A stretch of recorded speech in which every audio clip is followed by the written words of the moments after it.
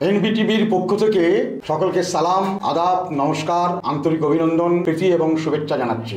আজকের বিষয় হচ্ছে ভিন রাজ্যে বসবাসকারী বা কর্মসূত্রে বসবাসকারী বাঙালি, বাংলা ভাষা এবং বাংলাদেশি তকমা লাগানো, পরবর্তীতে জঙ্গি উপবাদ দেওয়া। প্রতি বছর আমাদের কাছে কোনো না কোনো একটা নির্বাচন হাতছানি দেয়। কখনো লোকসভা, কখনো বিধানসভা, কখনো পঞ্চায়েত নির্বাচন, কখনো মিউনিসিপ্যাল কর্পোরেশনের নির্বাচন। আমাদের রাজ্যে সারা ভারতবর্ষের সঙ্গে এবছর চলছে লোকসভা নির্বাচন 2024। যে নির্বাচনে কেন্দ্রে কোন দলের সরকার বা কোন জোটের সরকার প্রতিষ্ঠিত হবে, ইন্ডিয়া না এনডিএ, এটা নির্ধারিত হবে। কিন্তু এই নির্বাচনের সময় অনেক মায়াকান্না করা হয় যে আমাদের রাজ্য থেকে যে সমস্ত পরিযায়ী শ্রমিকরা ভিন রাজ্যে কাজ করতে যায় এবং যারা কর্মসূত্রে বা চাকরি সূত্রে বসবাসকারী, তাদের বাংলা ভাষায় কথা বলার জন্য সংশ্লিষ্ট রাজ্যের পুলিশ প্রশাসন তাদেরকে প্রচণ্ড পরিমাণে অস্বস্তিতে ফেলে এবং তাদেরকে তকমা দেওয়া হয় প্রথমে বাংলাদেশি, পরবর্তীতে তাদেরকে তকমা দেওয়া হয় জঙ্গি। এবং এক্ষেত্রে দুটো সেকশনকে ভাগ করে দেওয়া হয়। যদি সে হিন্দু বাঙালি হয় তাহলে কিছুটা হলেও বেঁচে যায়, তবুও তারা শিকার হয়। আর মুসলিম বাঙালি হলে তো কোনো কথাই নেই এবং সেখানে তাকে বাংলাদেশি তকমা ছাড়াও তার পিছনে লাগিয়ে দেওয়া হয় জঙ্গি সন্ত্রাসী তকমা।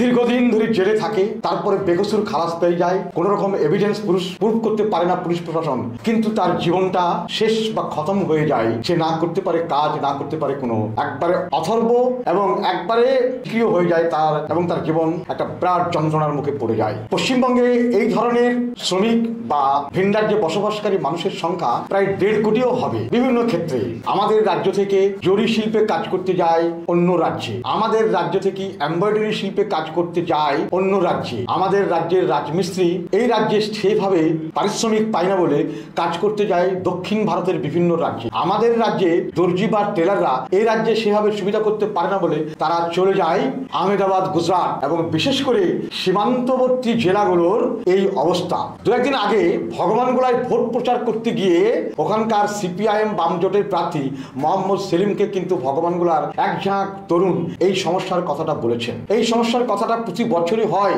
এটা কিন্তু আজকের নয়। বিজেপির অনুপ্রবেশ তত্ত্ব কিংবা জঙ্গি তত্ত্ব কিংবা আরো অনেক কিছু তত্ত্ব সেই 90-এর দশক থেকে চলছে, যা 3 দশক থেকেই এটা হয়ে আসছে, অথচ কোন রকম তার একটা কোনো ব্যবস্থা করা হচ্ছে না। যদিও আধার কার্ড হয়েছে, যদিও তার মধ্যে ভোটার আইডেন্টিটি কার্ড থাকে, যদিও তার মধ্যে আরো অনেক রকমের ডকুমেন্টস রেখে দেয়, তারপরেও তাকেও কিন্তু বাংলাদেশি তকমা নিতে হয়। এর থেকে উত্তরণের কি উপায়? আমরা যাদেরকে নির্বাচিত করি এমপি হিসাবে বা এমএলএ হিসাবে, তারাও কিন্তু বিষয়টা গা ছাড়া মতোর ব্যাপার। বিশেষ করে কোনো পরিযায়ী শ্রমিক যদি মুর্শিদাবাদ, মালদা, কুচবিহার, জলপাইগুড়ি কিংবা উত্তর দিনাজপুর, দক্ষিণ দিনাজপুর কিংবা উত্তর 24 পরগনা, নদিয়ার হয়, সেক্ষেত্রে কিন্তু অন্যভাবে তাকে ট্রিট করে পুলিশ। সব জেলার শ্রমিকই কিন্তু ভিন রাজ্যে কাজকর্ম করছেন, সে বর্ধমানেরও আছে, সে বাঁকুড়ারও আছে, সে মেদিনীপুরেরও আছে, 2 মেদিনীপুরের আছে, সে ঝাড়গ্রামেরও আছে, সে আরো দক্ষিণবঙ্গের পূর্ব বর্ধমান বা পশ্চিম বর্ধমানের আছে, আরো অনেক জেলার আছে। কিন্তু এরা যদি সীমান্তবর্তী জেলার হয় পশ্চিমবঙ্গে, তাদের প্রতি অন্য রকমের নজরদারি হয় এবং তাকে কোনোভাবে বাংলা ভাষায় কথা বলার জন্য তাকে প্রথমে বাংলাদেশি তকমা, তারপরে তাকে জঙ্গি বা সন্ত্রাসী সাজানো হয়। বিষয়টা অনেক কিছু ভাববার। এইভাবে অনেক শ্রমিক জেলের ভাত খাচ্ছেন অথবা জেলের ঘানি টেনে বাস্তব জগতে ফিরে এসছেন বেকসুর খালাস পেয়ে। এখনো কিন্তু সেই ট্র্যাডিশন সমানে চলছে। উত্তরপ্রদেশে তো সাংঘাতিকভাবে চলছে, গুজরাটে সাংঘাতিকভাবে চলছে, এমনকি দক্ষিণ ভারতের রাজ্যগুলোতেও এই ট্রিট করা হয়। আবার বিজেপি শাসিত রাজ্যগুলোতে আরো বেশি করা হয়। আমরা তো দেখেছি করোনাকালে পরিযায়ী শ্রমিকদের কি অবস্থা। আর এই পরিযায়ী শ্রমিকদের মধ্যে বেশিরভাগ অংশটা হচ্ছে ধর্মীয় সংখ্যালঘু। এক কথায় বলা যায় তারা মুসলিম সম্প্রদায়ের মানুষ এবং তাদের ক্ষেত্রে এই ট্রিট করা হয়। রাজ্য সরকার বলছে আমি পরিযায়ী শ্রমিকদেরকে পয়সা দিয়ে নিয়ে আসছি। পরিযায়ী শ্রমিকদেরকে জিজ্ঞাসা করছি তোমাদেরকে কারা নিয়ে এলো? বলো না, আমাদের রাজ্য সরকার কোনো পয়সা দেয়নি। অনেক পরিযায়ী শ্রমিক দূর দূরান্ত থেকে হেঁটে আসার পথে কিভাবে রেল অ্যাক্সিডেন্ট হয়ে মারা গেছে সে কথাও আমরা দেখেছি এবং সেক্ষেত্রেও দেখা গেছে বলা হয়েছে তাদের জন্য নাকি একটা বিশাল গাড়ি থাকবে। পরবর্তীতে জানা গেছে তাদের কাছ থেকে মোটা অঙ্কের রেলের ভাড়া নেওয়া হয়েছে। কিন্তু বাস্তব কথা হচ্ছে বেশ কিছু ট্রেড ইউনিয়ন ওই পরিযায়ী শ্রমিকদের উদ্ধার করার জন্য এগিয়ে এসেছে।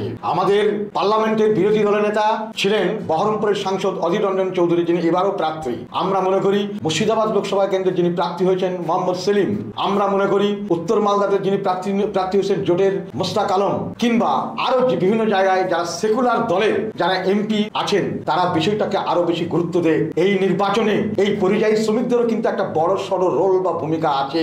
নির্বাচন যেদিন থেকেই বিজ্ঞপ্তি জারি হয়েছে তার আগে থেকেই লোকসভা নির্বাচনে ওই পরিযায়ী শ্রমিকরা যাতে নিজ রাজ্যে এসে ভোট দিতে পারে অনেক ট্রেড ইউনিয়ন অনেক দল সেভাবে উদ্যোগী হয়েছে। কিন্তু এই শ্রমিকরা যখন ভিন রাজ্যের পুলিশ প্রশাসন দ্বারা অপমানিত, লাঞ্ছিত, অবহেলিত এবং নির্যাতিত হয় তখন কিন্তু খুব একটা বড় ভূমিকা দেখতে পাওয়া যায় না। পার্লামেন্টেও বিষয়গুলোকে উত্থাপন করতে দেখা যায় না। আর যদি আমরা সেটা না দেখি তাহলে কিন্তু এই পরিযায়ী শ্রমিকরা অনেক কিছুই অঘটন ঘটিয়ে দিতে পারে এবারের নির্বাচনে। কারণ এবারের নির্বাচনে ভিন রাজ্যে বসবাসকারী যে ভোটাররা আছেন পশ্চিমবঙ্গের তাদের একটা বড় ভূমিকা আছে। সংখ্যাটা কিন্তু খুব হেলাফেলা নয়, 1 থেকে 1.5 কোটি। সে এমব্রয়ডারি ক্ষেত্রে হোক, সে জরি শিল্পের ক্ষেত্রে হোক, সে দর্জি শিল্পের ক্ষেত্রে হোক, সে গার্মেন্টস এর ক্ষেত্রেই হোক, সে রাজমিস্ত্রি হোক, সে বিড়ি শ্রমিকই হোক, এদেরও একটা বড় রোল কিন্তু এবারের লোকসভা নির্বাচনে আছে। বিশেষ করে সীমান্তবর্তী জেলাগুলোতে যেমন মালদা, মুর্শিদাবাদ, জলপাইগুড়ি, 2 দিনাজপুর, কোচবিহার, উত্তর 24 পরগনা, ইভেন দক্ষিণ 24 পরগনা, এছাড়াও আরো অন্যান্য জেলার একটা বড় মাপের শ্রমিক কিন্তু এই ব্যাপারে বড় ভূমিকা রাখতে চলেছেন। এবং এই ভোটটা যেদিকে ব্লক হয়ে যাবে সেই সেকুলার দল কিন্তু সংখ্যাগরিষ্ঠতা পাবে। আমাদের রাজ্যে কিন্তু এই ধরনের তাদের যে এই বাংলাদেশের তকমা লাগিয়ে দিয়ে তাদেরকে জেলের ভিতরে ঢুকিয়ে দেওয়া হচ্ছে, এই নিয়ে সুরাহা করার কোনো উপায় কিন্তু এখনো পর্যন্ত দেখা যায়নি। যদিও তাদের কাছে বিভিন্ন ধরনের ডকুমেন্টস আছে, আধার কার্ড আছে, ভোটার আইডেন্টিটি কার্ড আছে, রেশন কার্ড আছে, তারপরেও তাদেরকে এই ধরনের অপমান, লাঞ্ছনা, গঞ্জনা দীর্ঘ বছর ধরে সহ্য করতে হয়। এই বিষয়টা যে যারা নির্বাচিত হচ্ছেন সেই সেকুলার দলের, সে তৃণমূল হতে পারেন, সে সিপিএম হতে পারেন, সে কংগ্রেস হতে পারেন, তা আরো অন্যান্য দলের হতে পারেন, এই বিষয়টা নিয়ে কিন্তু আরো বেশি সিরিয়াস হওয়া দরকার, আরো বেশি ইতিবাচক ভূমিকা পালন করা দরকার। কারণ এই ভিন রাজ্যে বসবাসকারী শ্রমিক বা জীবিকার নির্বাহের সন্ধানে যাওয়া ভিন রাজ্যের চাকরিজীবী বা বসবাসকারী ভোটাররা একটা বড় ভূমিকা কিন্তু এবারকার লোকসভার নির্বাচনে অংশগ্রহণ নিতে চলেছে এবং তাদের ভূমিকাও একটা বড় ইতিবাচক ভূমিকা। কারণ সীমান্তবর্তী জেলার যে প্রার্থী প্রচারে যাচ্ছে লোকসভা কেন্দ্রে, তার নিজস্ব লোকসভা কেন্দ্রে, সেখানে কিন্তু এই সমস্যার কথাগুলো কিন্তু তাদেরকে শুনতে হচ্ছে। তারা কিন্তু হ্যাঁ রেসপন্স দিচ্ছেন, কিন্তু নির্বাচন পেরিয়ে যাওয়ার পরে কাদের কাজ কিছু হবে কি? এটাই হচ্ছে আমার মূল বক্তব্য এবং এখানেই আজকের মতো শেষ করছি। এনবি টিভির পক্ষ থেকে সকলকে আন্তরিক অভিনন্দন এবং প্রীতি এবং শুভেচ্ছা জানাই।